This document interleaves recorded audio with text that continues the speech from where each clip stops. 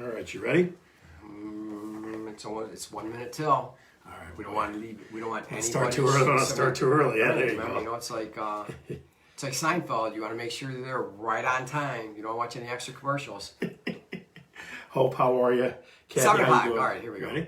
I'm Scott. And I'm Don. And we're talking real estate. Don, we got a great show today.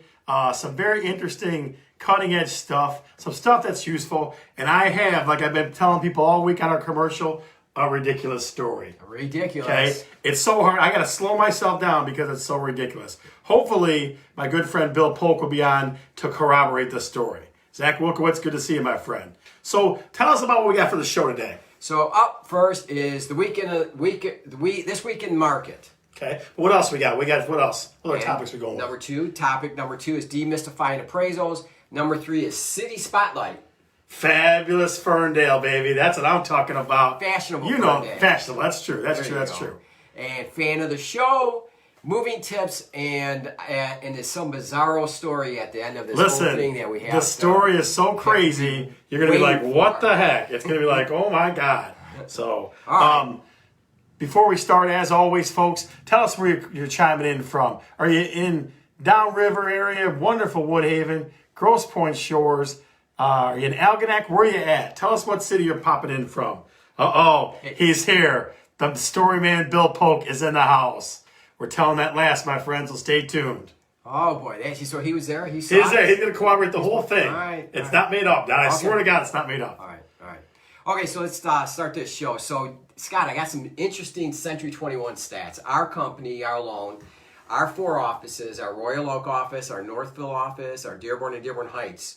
I got some stats from us, what we've got going on right now. So, you want to hear them? Let me ask this question. Will it shed some light on things? I think it will. Is that what will happen? I think it will. I think you might fall out of your chair after I tell you some of these stats. Because it's so ridiculous. So, real quick, my good friend Hope Lambrick said there's always a good story in Dearborn Heights. This story is from up north. It's not from Dearborn Heights. It's not from down here. No, it's not from down here. A couple guys from Dearborn got involved, though. So, tell us some stats. Tell us the stats. So, our company currently has 416 listings, homes on the market that we represent the sellers for. So wait. So 416 homes we have ourselves. Currently on the market, yes. Okay. Just our 4 offices.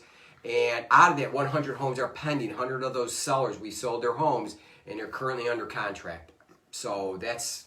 So what you're saying basically is the market's doing very well. It's doing very well. So if you're a seller, there's enough listings out there to be competitive, but there's plenty of room out there for you. Plenty of room. Okay. And there's sellers that want to sell their house and move, even in spite of all the things that... Now, Don, I have a good stat for you, okay? On the buyer's side. If you had to guess, if you had to kind of, just off the top of your head, come up with a number of the amount of showings we had in 1 week's time. Like this past week? Yeah. I feel like I probably did most of these myself. Wow. I'm just kidding. 100? I'm just kidding. No, I didn't do that. No, not at all. 100, 200? No, bigger. 400. More than that. Double that? Close. All right, well, tell us. 843 showings last week. 843. Wow. And yes, 5 of them were up north in the Harrison, Prescott area, Bill Polk. You are going to be the victim of that story. I agree. So 843 showings. Wow. The market's moving, folks. Yeah. As the governor lets everybody else out to move around, it's going to be, I told you, the spring is bumping backward. Yeah, it is. Like where it's usually March, April, May, it's going to be, May, June, July, I think. Yeah. Well, we were on hold March and April for the most part, so people are coming back out. So. Right. So if you're looking, be prepared to fight for it. Yesterday, I'll give you an example. I had a house yesterday that my client wanted, and it was like it was like a dog fight. It was like a dog fight. Okay? So I was up till 10:30, 11 o'clock at night negotiating with a guy. I talked to him 5 times in a day. Right? I talked to an agent on the phone a few minutes ago, and she's like, yeah, I'm not complaining, but I was up till midnight last night. I was showing at 7 o'clock this morning, too. I'm not going to complain. Are you? No. No, you can't. Folks, the market is good. The real estate market is going to make it happen. All right? So if you want to buy, call us. If you want to sell, you can make that happen too. Okay? So all those things are happening. Ashley Phillips in the house. How the heck are you, dear? So, Thank you, Kim Tudis, for the shout. There was a shout out for you. Thank you. absolutely. So, what's the next topic, Don? Next topic is demystifying appraisals. Right. So, guys, I'll tell you a couple reasons why we came up with this one. One, in one of the accountability groups of realtors I'm in the morning, we talked about this for like 45 minutes. And it was very interesting to me, the difference between agents that do a lot of business and know the process in that, and then all the way backward to buyers and sellers who maybe do this only a couple times in their life, okay, to kind of give you an idea. So I'm going to try to break it down in a way that makes sense to you. But before I do, the question for this week's show, and we're going to go over this 3-4 times now, is what's the most bizarre item you've ever seen in a move? Like either you had it when you were going through things, packing up your stuff to leave a house, or when you're going to a new house and you go, oh my God, They left that. they left that? Where did this come from? So in the comments below, post the weirdest, most bizarre thing that you've ever encountered item in a move, either as buyer or seller. And we're going to ask that question 2 or 3 times throughout the show because we want to hear some goofy, crazy stuff. Because you know me, Don, I love ridiculous. Yeah. I do. I Yeah. definitely love ridiculous. Okay, so let's talk appraisals. 2 questions that I get asked a lot. One's from sellers, one's from buyers. Okay? So sellers, I sit down with them and they say, well, Scott, should we get an appraisal first? Should we pay for an appraisal first? And what do you think my answer is? Absolutely not. That's a real. I would pay my hands on the table and go, no, don't do that. Okay? People are like, well, why not? Then you know what the house is worth. Yeah. You know what the house is worth to that appraiser and to you. That appraiser does not work for the bank of the buyer who's going to buy your house. So it's irrelevant. Okay? So you definitely don't want to do that. You definitely do not want to get an appraisal before you list your house. That's 1. 2, buyers will walk through a house sometimes and they'll go, what did this house appraise for? So I have to remind them that the house hasn't appraised or hasn't been appraised yet. That only happens when an offer gets accepted.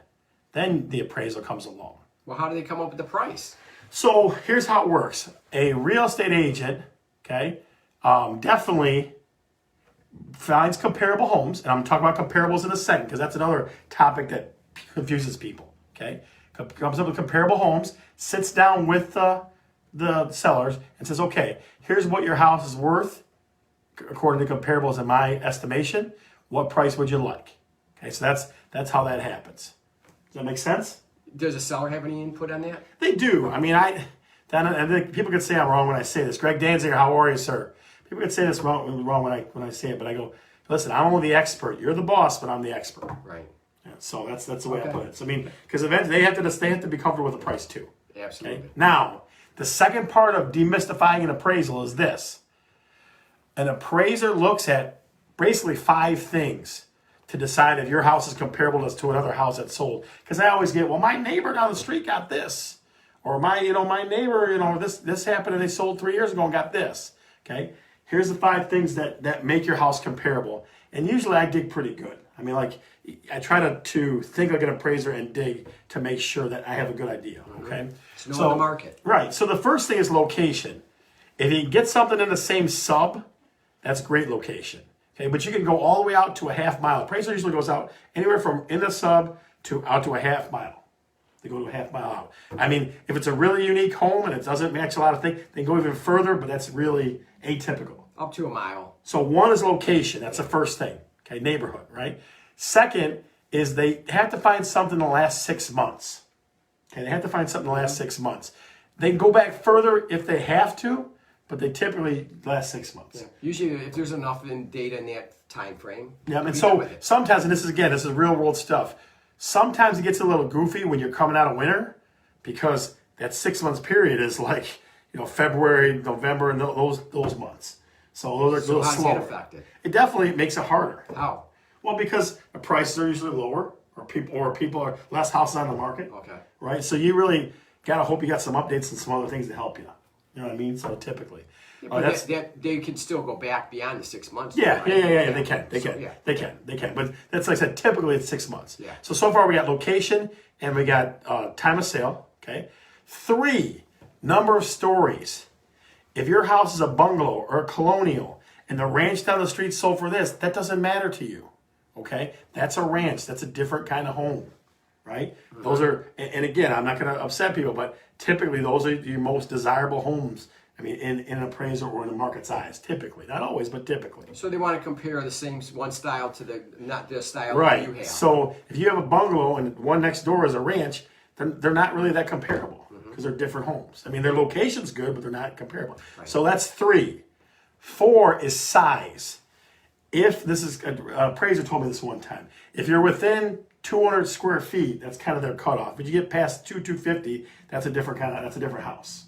So if my house is, 2,000, yours is 2,400, your house is different. Your house is away, okay? Something else you got to realize too is an appraiser is not going to give you price per square foot that a realtor tells you your house is worth.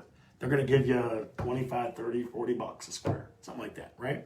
Typically, So, what do you mean by that? So they're gonna give you, if your house is 200 square foot bigger than someone else's, they're only gonna give you a certain amount of adjustment for that.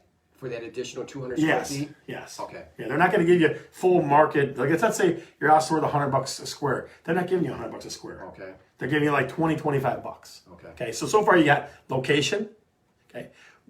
6 months worth of sale.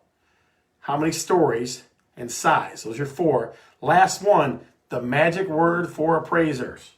I used it yesterday when I met an appraiser on my Woodhaven listing for the Wilkowitzes who are probably watching today. The word is updates. Now you walk around the house and go update, update, update, update. You say it 1,000 times because that's what they want. They want to know, has the bathroom been updated? Has the kitchen been updated? Has the electrical been updated? Has the roof been updated? Has the windows been updated? The more update you say, the better it is. And not only do appraisers like it, buyers like it. Yeah, they do. Buyers, the newest wave of buyers feels like the move-in ready posse. Absolutely. Like they love the move-in ready. They don't like to do work. I don't want to do any work. I want to just drop my furniture and live my life. I know it. And everybody's different, and everybody's different. So there's not as many handy people out there as want to be anyways, I guess. Listen, I am not handy. Anybody in my family will tell you I'm not handy at all. So I think I had to teach him which side of the brush to use when he wanted to paint the house. You did not have to do that. That's ridiculous. Oh, no. Oh, you saw that? Oh, that's right. You went to YouTube. Yes, I did. I YouTubed. That's right. Okay, so let me reiterate again. When you talk about a comparable, you got to ask these questions. Is it in the sub or nearby? Okay. How recent of a sale is it? How many stories is it? What's the size difference between the two? And then finally, what kind of updates does one have and what does the other have? That's what you got to ask. Okay. So that's how you figure out comparables. And again, an appraiser, his job, and Don and I talked about this before the show. What did we say? His job is to make that number that a buyer and a seller agree to work. Yeah, he's trying to make it work. Because a buyer and seller determine and make the market. Not an appraiser, not an agent. It's a seller and a buyer that, under their free will, negotiate a contract. Yeah. So they want to make it work. I mean, but if it's not, like you got some ridiculous price or something, that's how it is. Now, the last thing I'll say about appraisals is when you're in a dogfight for a house, a lot of times agents will ask for appraisal guarantee. And that means that you're willing to, if the appraisal comes in short, you're willing to give them a little bit more. That's what you're willing to make up that difference. Yeah, that's what you're willing to do. You have to think. You have to really, really think that through. You have to really want that house to make that transaction work. Yeah. So appraisal guarantee is the only other piece on that. So all right, we beat that to death. Yeah, we did. Up on the appraisal. Man, beat that to death. God dang it. Holy moly! So God's fired up today, boys and girls. Once again, we want to ask you that question in the comments. What is the most bizarre item you found during a move, either moving into a house or moving out of your house? What did you leave for someone else that you might have rather have taken with you, but you couldn't because the truck was full? Come on, I know some of you people personally. You have left some ridiculous crap in that house, I guarantee it. Or you fell upon something and go, like that. It was ridiculous. Who would leave that? Yeah. All right, so up next, City Spotlight we had talked about is... Fashionable Ferndale. That's so I got a girl that I know very well, Danny Evans. I don't know if she's watching tonight, but she's a Ferndale girl. Yeah, that's awesome. Yeah, absolutely. Yeah. Nice it's a very cool place. Yeah, very interesting. Kind of eclectic, maybe. Yeah. It's different. It's definitely different. Yeah, it's pretty interesting. So currently on the market, there are 41 homes and 31 condominiums. And for an older suburb like that, I'm surprised there are that many condos. Yeah, it definitely is different. So 72 properties are active, meaning they're on the market now. Now, Don, the interesting thing is there's 49 homes that are pending, that have an offer accepted, and 14 condos. So you're talking, 63. Yeah. So the numbers are pretty close. Yeah, there's some things happening in that city, that's for sure. So the idea that things are going up and getting picked up right away, that's happening. That's going on. Yeah. So sold in the last 30 days, sold and closed, keys change of hand, is 26 homes and 1 condo. Okay. So, yeah, that's pretty good in 30 days, 27 properties. Yeah, that's not bad at all. That's not bad at all. Little less than 1 a day. So the average sale price in Ferndale, $209,000, gets you 1,071 square feet in Ferndale. Mm-hmm. It's not a bad price. Not bad, yeah. Not a bad price. Yeah. So pretty typical suburb around Detroit. Yeah. Ferndale's a cool place. It's definitely a cool place. Yeah. So as always, if there's any specific cities that you'd like us to spotlight, throw it in the comments below. We'd love to hear which homes you'd like, which neighborhoods you'd like us to check out. So yeah. Awesome. All right, and once again, we're going to ask that question again. What is it? So, what is the most bizarre thing that you've either left in a home when you moved, or found or discovered, I should say, when you moved into another house? What's the weirdest thing that you came up with, that you saw? Put it in the comments below. We'll give you a minute or two to do that. So tell us what it is. And while you do that, we're going to go next to the fan of the show this week. And who might that be, Scott? All right, before I tell you who the fan of the show is, I have to do 2 people because it's a couple. All right? I will tell you, to be honest, last week, one of them was shopping and in the store had the headphones on and was listening to the show as it was going on. That's exactly what it was. That's someone that loves this show. Absolutely. Must-watch show. Yes, right. It's a must-watch show.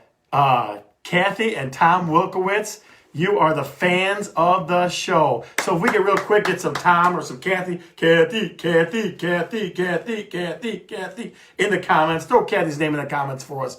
Give her a little pump up. She is the fan of the show. We would love to see a couple of Kathys pop up in the comments for us. And Bill Polk, listen, your story's coming, buddy. You can't hide from it. Whether you want it or not. That's right, whether you want it or not. Don, all right. Since we did fan of the show and we got the craziness going on, Katie Summers in the house. Tell us the next topic's moving tips. As a pro real estate agent that you are, you see lots of people move, correct? I've watched people move. I don't really help people move. I watch people my move. neck and my back. My neck and my back hurt. I can't help nobody. My aching back. So, there you go. So hope these moving tips, if you make that move some point somewhere, or maybe you're helping somebody else move to an apartment or from an apartment to So Don, how many tips do you have? 5 tips. All right, give us the fantastic 5. Number 1 is package like items from the same room in the same box. Okay. And like, for example, kitchen, you want all your kitchen utensils and things in one box, and dishes. Bathroom, you want all your bathroom goods in one box. Maybe the master bedroom would have a few boxes of its own, and of course, label them. Okay, so that's good. Yeah. About number 2? So, number 2 is keep the essentials with you, meaning sometimes you can't find your toothbrush when you get to that next house or that next move, or your contacts, contact solutions, those sort of things. So if you have a travel, if you go on travel and you grab your little travel bag with you, you might want to put that in your car and take it with you to the next destination and hold on to it. Yeah. You know where your toothbrush is then, huh? Yeah, and your contact solution. Yeah. Your contacts. So, and I know that from experience. So number three is use right-sized boxes, meaning put heavy objects in small boxes so it's not as heavy, and light objects in bigger boxes, so it's a little bit easier to maneuver. Okay. Make sense? Yeah. Okay, awesome. Number 4 is learn to love labeling. You got to label things. If you label things, it's going to be a lot easier to find down the road, so you don't have that 2 or 3 boxes in the corner in the basement, and they're there for 2 or 3 years, and you go, well, I wonder what's in that box. What the hell with it? And you go in there and you find something that here it is. I will not be labeling anything. I will not be labeling anything. What's that mean? Nothing. Keep going. You're doing good. And number 5, if you have a bunch of stuff, this is not unusual to have a bunch of stuff at the end, and this is where the What's the bizarre thing that you had found in your house that you moved into or you might have left? Is don't donate it as much as you can. There's a lot of companies out there, and we have a list of companies that take things, and if you ever need it, just reach out to us, and we'd be glad to share that with you. But donate is always an awesome thing. Reuse, recycle, So donating, purging, those are the greatest feelings in the world, getting rid of all that crap. Those are the great things to do, get rid of stuff. So I agree with that. Does it make you feel better when you get rid of things? It absolutely does. Now, this is funny because you know who I just just jumped onto watching the show just now? The fans of the show were late today, but we still love them. Kathy and Tom Wilkowitz, you are the fans of the show. We were giving you shout outs. Everybody was yelling, Kathy, Kathy, Kathy. That was what was happening. So we're giving you a little bit more action. Folks, throw some more Kathys in the comments because we definitely want to be appreciative of those folks. She was watching last week in the store, so that's awesome. Thank you, Kathy. Absolutely. Absolutely. All right, Don. All right, so here we go. We got this story, bizarro story. Where's Bill Polk at? Bill Polk, are you watching? Because you better be, because this is going to be a ridiculous, ridiculous story. Okay. So I'm going to make sure he's watching for a second. I think he is. Let's see. All right. Hopefully he is. I don't know. He's probably dealing with what happened Saturday. We'll see. All right. Now, I told you last week that I was going up to Prescott, Michigan. Okay. So Prescott and Harrison, Michigan are here. Okay, up higher up here by the Huron River and that. So Saturday, my buddy wants to get a rental property, not a rental property, vacational on the lake. Okay, so he goes, hey man, you want to go up on the lake with me? So I go, yeah, I'll do that. There he is, Bill Polk, here it comes. So I go, okay. So we're going. We look at 4 houses so far. We look at 2 in Harrison and 2 in Prescott. Okay, we go to one more house up north. He goes, let's go see one more, right? Okay, and so we go, and we're driving, and we pass it. And either his wife or I said, hey, turn around, you passed it. Bill puts it in reverse, and bam! The ball joint breaks, and the whole front of the truck drops down on the tire. Okay, now, Don, we're on a country road, turned like this. Oh. So we're like, what do you think happens on a country road? People are going fast, I would assume. Well, yeah, but that. Every neighbor on the lake comes out to look at us. Every single one. It's because of the loud bam? Yeah, the people coming on. Okay. We're like, what's going on? And we're just standing there because it's up north on a Saturday at 5:30 at 6 o'clock at night. So we're stuck. Graham McKenzie, the story's about Bill Polk. Keep listening. So we call AAA. And they go, can you spell that city, please? So we couldn't get any help from AAA. Okay, so we're still sitting here by this truck with the front end smashed down by where the tire's at. Okay, so we call Rob's Towing. Rob's Towing says, I'll come out and get you. Fantastic. Rob's Towing comes out, gets the truck. Bill almost has a heart attack because the guy doesn't know how to tow a truck. He almost brings it down where it's like messing the front end up worse. Okay, so he gets up on the truck. We go, hey, Rob. Can you get us on the tow truck? Can you get us to a rental car place? First he laughed at us. Then he goes, no, man, I got no room in my truck. So we're 3 people from downstate, stuck up north, with no car, where to get anywhere. Okay, you got that so far? All right. Hitchhike? No. So you know me. I'm ridiculous, right? So I go to one of the neighbors, a young couple that's raking their leaves. I go, hey, man, will you drive us to a rental car place? And the young guy goes, yeah, I'll do that. He goes, we're going to get pizza down at G's Pizza anyway. I go, that's cool. So we get in this car and we're driving and we're talking to him. And somehow it comes out that he lives in Livonia. My buddy Bill Polk lives in Livonia. Wow. They live like a mile from each other, right? So I swear to God, Don, I look this guy dead in the eye and I go, hey, you wouldn't drive us downstate for $100, would you? And the kid goes, yeah, I'll do that. I go, no way, this is the greatest thing in the whole world. Did he take the $100? No, so he get the pizza, we go back to his house on the lake there. And he goes, look, man, my girlfriend says she doesn't want to cut our trip short, so I can't take you, but I'll take you to the rental car place. So the rental car place is about 20 minutes away. Nice guy. Right. We get to the rental car place. It's a tow truck company. It's Randy's Towing. Okay? Randy's Towing doesn't have rental cars. You know what they rent? Bikes? Box trucks, like U-Haul. So my buddy rents a U-Haul. So he, myself, and his wife get in this empty U-Haul and drive that all the way home. Okay. Now, on the way, he's talking to the tow truck place, the rental place that we stopped at. Okay. And Randy, who runs Randy's Towing, and Rob, who towed our truck, are brothers that hate each other. So we tell Randy to go pick the truck up at Rob's. We start a family feud like the Hatfields and the McCoys. It was ridiculous. Absolutely ridiculous. Okay? Gets better. We get back to beautiful Livonia, Michigan. Okay? I reach in my pockets like this. I go like this. I reach in here. Guess what I don't have? Wallet? Keys. My keys are on Bill's floor of his truck up north. They're still there today. They're supposed to be driving our trucks to the truck home so I can get my keys.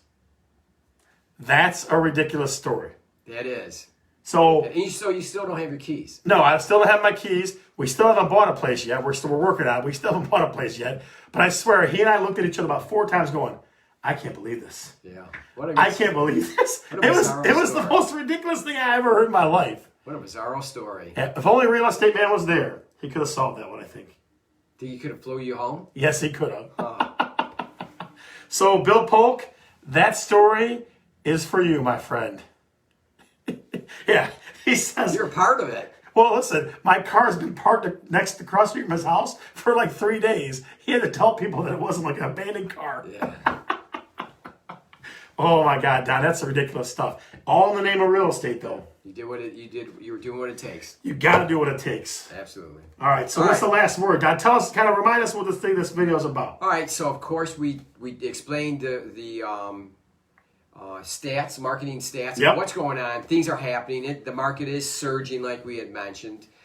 We just demystified appraisals today, which you went in depth on that. You did a very good job on that. So awesome. We did the steady spotlight of fabulous, fashionable Ferndale. There it is. Shout out to Danny Evans in Ferndale. The fan of the show again was? The fan of the show was Tom and Kathy Wilkowitz. Whoop, whoop. Gave you 5 moving tips that hopefully you may be able to use 1 or 2 of those.